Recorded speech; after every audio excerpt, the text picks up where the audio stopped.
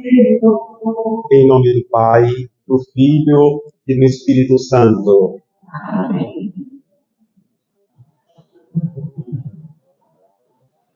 Meus queridos irmãos, em nosso Senhor Jesus Cristo, a missa é para Deus. A missa é para Deus. É o culto de latria, é o culto que o cristão presta à Santíssima Trindade em nome e na pessoa de nosso Senhor Jesus Cristo. Ele está presente no meio de nós, recolhe as nossas súplicas, recolhe as nossas preces, as nossas orações e apresenta ao Pai. O Pai atende às nossas súplicas porque o Senhor Jesus Cristo as apresenta. A missa é um culto de adoração, portanto, requer silêncio, requer calma, requer abandono. Adorar significa se dedicar completamente às coisas de Deus e permitir que Deus cuide das nossas coisas.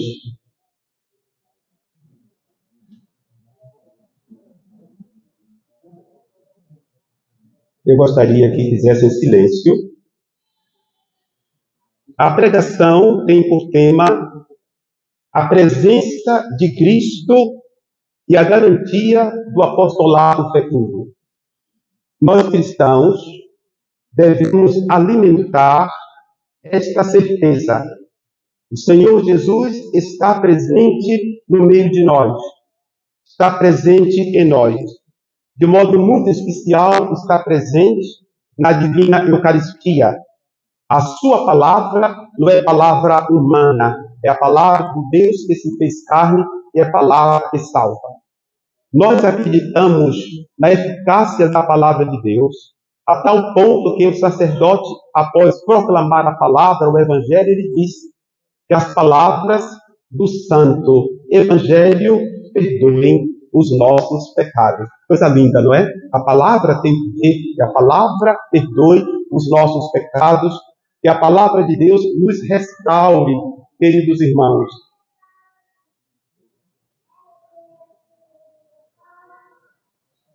Tomemos o Evangelho para a nossa consideração, para a nossa oração, para a nossa meditação, para a nossa vida. O Senhor teve em vista, desde o princípio, a continuidade do seu magistério, do seu reinado e da sua própria vida, até a consumação do mundo. Portanto, erra aquele que diz que o Senhor Jesus Cristo não fundou a igreja, ele fundou a igreja sim, ele quis que a sua atividade, ele quis que a sua vida, o seu ministério fossem perpetuados até a consumação da história, a consumação do mundo. Mas para realizar isso, o Senhor Jesus reuniu homens, os discípulos, os apóstolos, aos quais ele comunicaria depois certos poderes. Não seria apenas o corpo apostólico, um corpo social. A igreja não é simplesmente um corpo social. A maneira de um clube, unido para fim de prazer ou de convivência. Muitas pessoas procuram religião por causa da convivência, muito mais do que a convivência humana. Não seria também um corpo político, aglomerado para fim de prazer ou convivência à volta de interesses materiais comuns.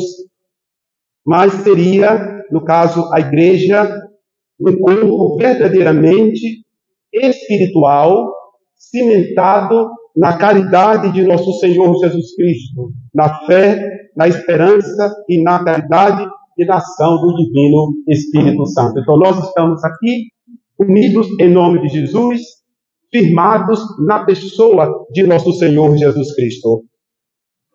O pregador apostólico, Raniero Cantalamessa, faz o seguinte comentário a respeito do Evangelho de hoje. Diz o seguinte: geralmente, ao se comentar essa passagem do Evangelho, passa-se por cima destas palavras, as palavras iniciais do Evangelho. Então, Jesus chamou os 12 e começou a enviá-los 2 a 2. Está em Marcos 6:6. O fato fundamental é, chamou e começou a enviá-los, dando origem à missão apostólica, dando origem à igreja. Até agora, somente o Senhor Jesus prega, só Ele prega o reino. Os discípulos seguem-no, seguiam-no, escutavam e aprendiam.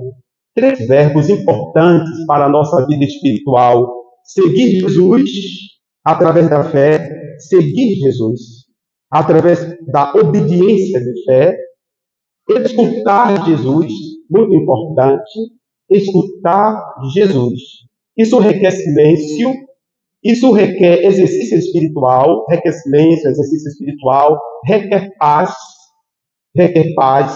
requer serenidade interior. Às vezes não temos tempo para orar.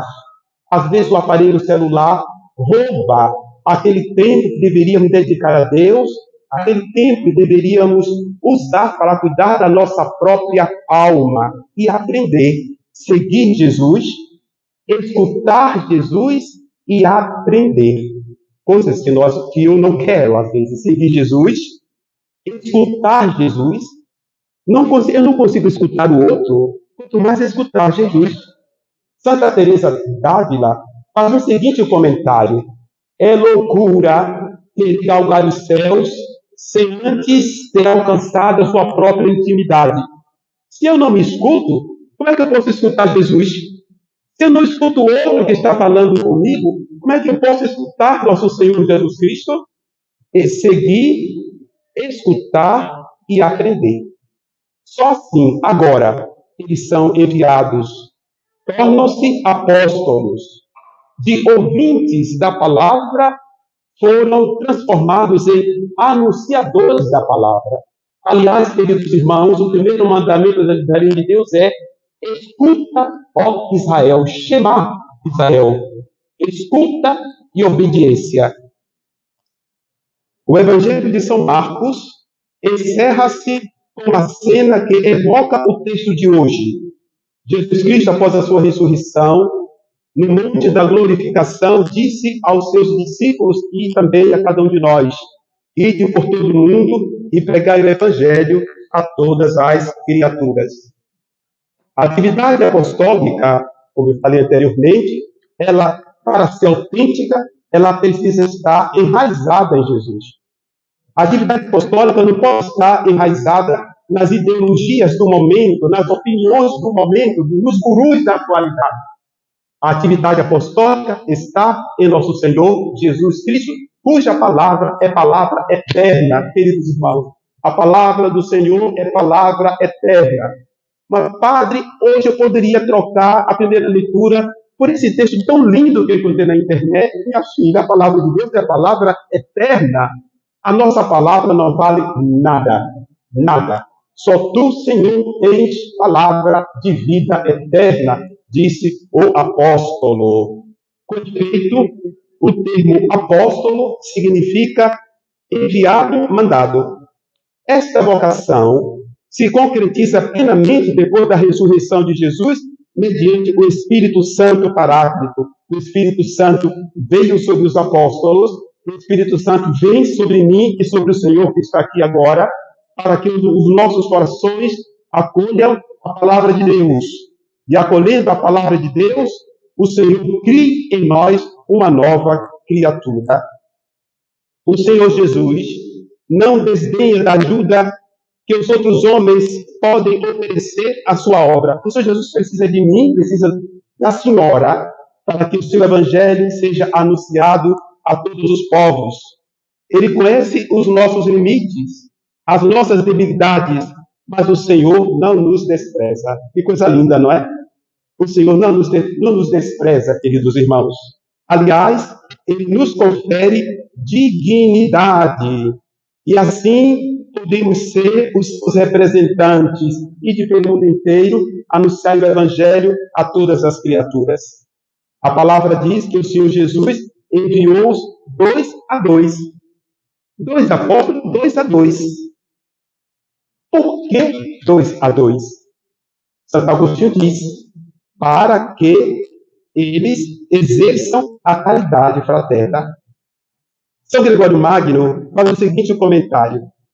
Jesus recomendou a caridade, preceito máximo do cristianismo. O cristianismo se resume, a Bíblia se resume nesta palavra, o amor. Amor a Deus, amor ao próximo como a si mesmo. Jesus recomendou a caridade porque em menos de 2 pessoas não pode haver caridade. Para que haja caridade sincera, é necessário que haja uma outra pessoa na minha vida. Portanto, o egoísta não é caridoso. Não preciso de ninguém, é soberbo. Não pode exercer a caridade. A nossa missão deve ser iluminada pelo testemunho evangélico por excelência, que é este, em João 13:35. Nisso todos conhecerão que sois meus discípulos, se vos amardes uns aos outros. As instruções dadas aos apóstolos e a nós também não se restringem a poucas frases, mas comprometem a nossa vida. O Evangelho não é só para ilustração intelectual. O Evangelho não é só para discussão. O Evangelho é para a vida, é para transformar a vida. O primeiro ensinamento diz respeito ao espírito de desapego. Os apóstolos, como qualquer cristão, não devem apegar-se a nada neste mundo, queridos irmãos. O apego é uma coisa terrível. Santo Tomás afirma, e com razão, que quando a pessoa se apega às coisas materiais, elas se revoltam contra Deus. Se revoltam contra Deus. Quantas pessoas que se apegam ao seu próprio ego? Ah, padre, está passando do evangelho? Não. Adultério? Não. Eu posso abortar, posso matar. Posso evangelho? Não, mas ela odeia Deus. Quem se apega a si mesmo, odeia Deus. Quem se apega às suas ideias, odeia Deus, queridos irmãos. Pensemos nessas coisas.